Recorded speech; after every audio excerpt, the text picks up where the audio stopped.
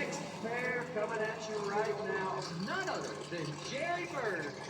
Going to try to get some revenge on Mike Murillo for what he did to Kai. Let's see how this goes.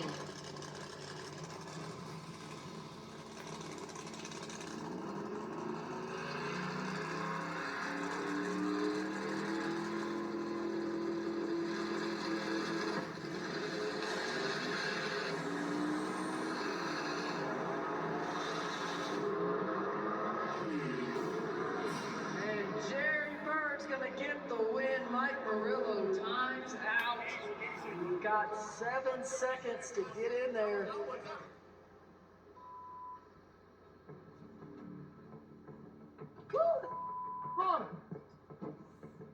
I went in and I had in my mind every turbo call, I'm gonna light a bulb.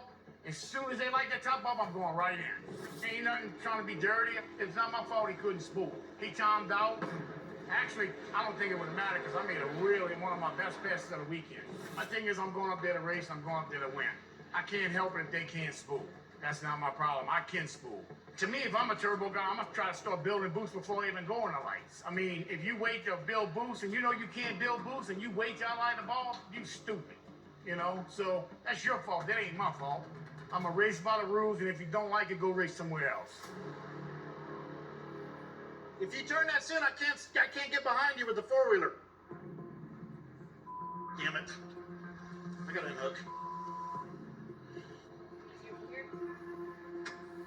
I just got timed out, but there's 7 seconds. Now, if we were teammates and he did that to me, it'd be one thing, but we're not. So, I'm not mad at Jerry at all. I mean, yes, he went in quick. As soon as I saw that he had the top bulb, I knew what he was going to do. Between him doing what he did, it was a perfect storm for him. It's not that difficult.